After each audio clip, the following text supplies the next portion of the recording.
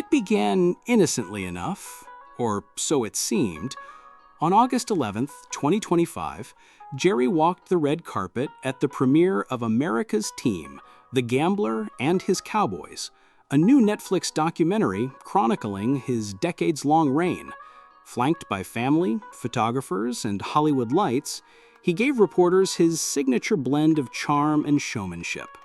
And then with cameras rolling, he leaned into his favorite narrative. "The Cowboys are a soap opera 365 days a year," he said, grinning, "and when it gets slow, I'll stir it up."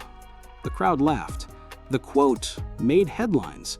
But in the Cowboys' locker room, where tensions were already running high, it didn't land as comedy. It felt like a deliberate provocation. This wasn't Jerry's first public clash with a star. The Cowboys' history is littered with high-profile fallouts. From Emmitt Smith's holdout, to Jimmy Johnson's departure, to Des Bryant's messy exit. Sometimes Jerry came out looking like the master strategist. Other times he looked like a man too proud to bend, even at the expense of winning. What made this feud feel different was its timing. Parsons was in his prime, healthy, and the centerpiece of a defense that many believed could carry Dallas to a Super Bowl. Letting him slip away now wouldn't just be a personnel mistake. It could be a generational regret. But you know this. There's box office and there's Oscars. Jerry, been a while, huh? You ain't been to the show, you wouldn't know. Ooh. Wouldn't been to the show, you wouldn't know. Uh-oh. Haven't been to the show, so you wouldn't know what it is to win. I don't need to add. I feel like we could And I love the Cowboys. I love the Cowboys because I really love them. This is the way I feel, the way I feel. But that's not what I'm here to talk about. I'm here to talk about the movie. And I wanted to get back to the movie because you didn't bring the. Oh, you didn't speaking bring of the Cowboys movie, up in the same thing. Highest to lowest. You didn't bring it. You didn't bring it up. And what does it say down the bottom of the movie? What? Or does it say it on the one sheet? What does it say? All money ain't good money, Jerry. Say it again. All money ain't good money, Jerry. One time. August 15th, we Publicly, open Friday. Jerry downplayed the All money ain't good situation. money. Jerry downplayed the situation. "I think the world of Micah," he told reporters. "And that trade request is just part of the negotiation. Don't lose any sleep over it." It was classic Jones, measured, dismissive, and calculated to keep the story alive without revealing anything substantive. But in the locker room, the tone was different. Some players whispered that if the team could treat Parsons this way, what hope did they have when their contracts came up? The tension wasn't just between Jerry and Micah anymore. It was between the front office and the roster. Money earning. The Red Raiders, we were the Red Raiders in the 60s. I was the running back, and we used to shift. Like the Cowboys. Landry. So I said, oh, the Cowboys play like us. I've been a Cowboy fan since the 60s. He's making it hard for me. Wow. Not to be a fan, because I'm still a Cowboy fan. I'm still gonna have the star on the side of the hat. But he ain't thinking about us. He's thinking about his pocket.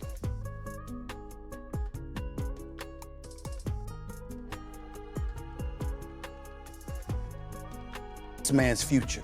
You're playing with this man's livelihood in terms of Micah Parsons. Yes, he's under contract, but the reality is that you know what this man deserves. You had an idea about it, and you're playing these games. And why am I so disgusted with Jerry Jones about this? Because of the things that I've heard. Molly, Mike T, Swagoo, you've heard this. Do y'all know he hasn't spoken to Micah Parsons' agent? You're talking about, you're treating like the discussions that you had months ago with Micah Parsons was a negotiation. It wasn't a negotiation. Now, you know this as a former executive in the National Football League. You don't sit up there and have a discussion with a player and think that's a contract negotiation. Was anything memorialized? Was anything firmly and definitively agreed upon by the parties that be? Normally, you're sending the player away because you want to talk to their representation. You're not thinking that a conversation with a player who, by the way, is 25, 26 years of age, that this man is astute and he's an expert at negotiations. That's not Micah Parsons. Things came to a head at training camp on a blistering Texas afternoon. Witnesses saw Jerry on the sideline during a scrimmage, gesturing toward the field while speaking to Parsons. The star pass rusher shook his head, visibly tense. Teammates shifted uncomfortably. A few stepped in as if to keep things from escalating. Those close to the team say the conversation was blunt. Parsons told Jerry, "I'm not risking my career for a team that won't respect me." Jerry shot back, "Son, you don't know how this business works." From there, voices rose. Whatever happened next, it was enough to fuel social media sleuths for weeks as fans dissected every grainy clip that surfaced. I think what Dan says is important because Jerry Jones has taken this personally. He's treated their conversation in the spring as if it was a conversation amongst friends, right? There is no friendship in ownership and labor. That's not the way it worked. The imbalance of power doesn't allow that. So when Jerry Jones says, okay, we're going to pay you this much per year, it's going to be this many years. And when Micah Parsons says, yes, that sounds good, Jerry, now call David Mulugeta and let's get the fine print worked out. You would expect that David Mulugeta has gotten black and white or gotten an email or gotten a paper that says, here's the outline of what we want to do within a contract. That's never happened. That next step that says, okay, I have a representation, the same way Jerry would have representation if he was going into litigation. I have representation that you're supposed to work this out with. And what's happened publicly is Jerry Jones, as we all do when we get older, we lose the social filter that tells us this is something we shouldn't talk about publicly. Yeah. And so now you've alienated your best player who, even though loves the spotlight, loves attention, went in early and wanted to renegotiate last year and was willing to have the conversation this year. And if all of those things happen and go the right way that business should be handled, Micah Parsons never has to ask for a trade. And I think him being in camp with what Dan said, his fines being forgivable. This is not Terry McLaurin. This is not Trey Hendrickson, who had to go back to camp because at some point during negotiations, they were going to have to say, the $500,000 I've accrued in fines, can you somehow help me with that within my contract? Micah doesn't have none of those things. Just weeks earlier, Parsons had gone public with his frustration, accusing the organization of shutting his agent out of negotiations and taking shots at him for injuries sustained while giving everything to the team. "I no longer want to be held to closed-door negotiations without my agent present," Parsons wrote in a statement that spread across social media within minutes. "I no longer want shots taken at me for getting injured while laying it on the line for the organization, our fans, and my teammates." For a player who had been Rookie of the Year, a multiple-time All-Pro, and the unquestioned leader of the defense, it was as direct and cutting as any public statement a Cowboy had made in years. Fans had spent the offseason expecting one of the most obvious moves in franchise history, a massive extension that would make Parsons one of the highest-paid defenders in the league. But instead, there was nothing. No talks, no meetings, no movement. Behind closed doors, Jerry and his son Stephen Jones weren't even taking calls from Parsons' agent. To the Jones family, it was just negotiating. To Parsons, it was a public slight that undermined his value and insulted his role on the team. The silence became its message.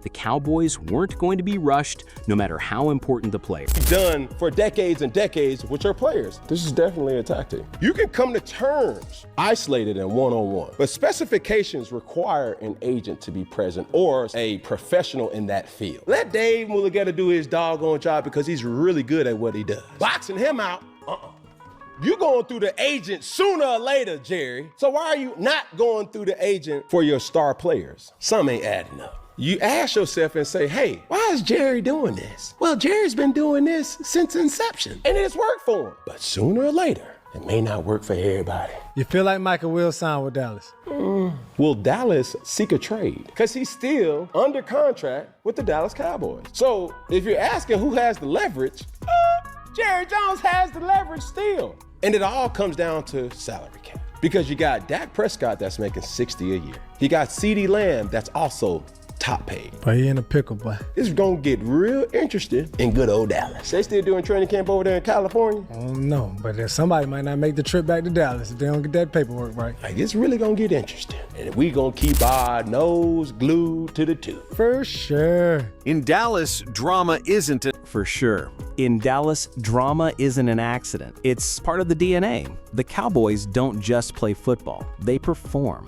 Every pass, every tackle, every sideline glare feels scripted for maximum effect. And at the center of it all is Jerry Jones, a man who has turned America's team into the NFL's most valuable and most talked about franchise. But in 2025, the theatrics took a sharp, combustible turn. The team's most electrifying player, defensive superstar Micah Parsons, dropped a bombshell trade request that shook Cowboys Nation to its core. And Jerry, he didn't just let it happen. He poured gasoline on the fire. Micah said this. Now, I don't think the agent would have done that, but Micah, even if he did agree, obviously does not know the fine print, or is not one that should read the fine print and know all the ins and outs of a contract.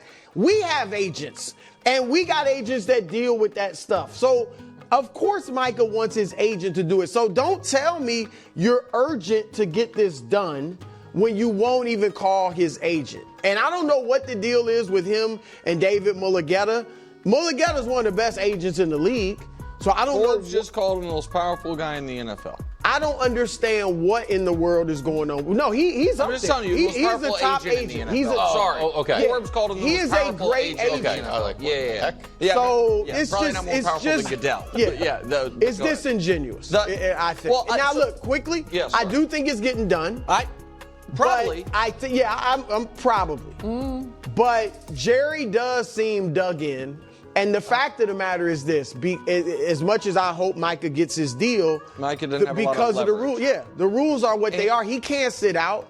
We can talk about that. He can't sit out the whole season. Parsons, for his part, kept his head down in public. He trained, he conditioned, he practiced. But the fire in his game day swagger seemed replaced by something colder, more focused.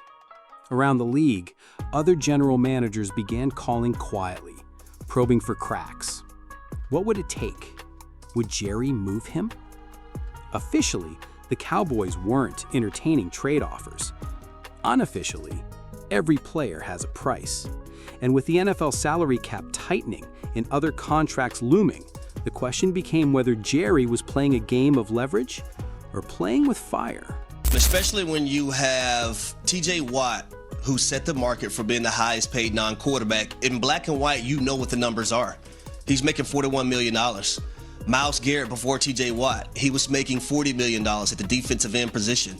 So you know what the numbers should be, and it's in black and white. So I don't understand why the deal is not done right now currently, but also I don't understand Jerry Jones and his logic behind not talking to the agent of Micah Parsons. I think it's utterly disrespectful to say that, hey, I was in the room talking to Micah Parsons about leadership, and then all of a sudden we got on contract talks, and then I felt like we struck a deal, because that says to me, no, you felt like you got over on Micah Parsons because his representation was not in that room. So I don't know what GM, what owner in their right mind thinks that a player is going to sit there and have a casual conversation with you, and then next thing you know, you're talking about a contract, and then y'all strike a deal.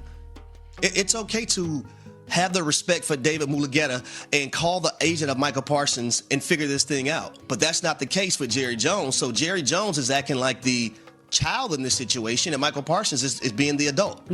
This should not be a negotiation. I think this is tantamount to a max salary in basketball. It's time. This what he get.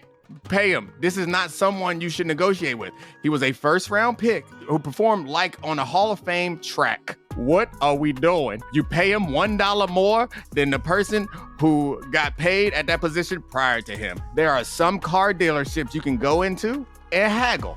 There are some that the price is the price because it's so rare and valuable. He is probably the greatest non-Terp defensive player in the history of the Dallas Cowboys. He's that guy. There's no way around it. I could understand why it might take you a while to come to a consensus with CD. And yet, maybe that's the point.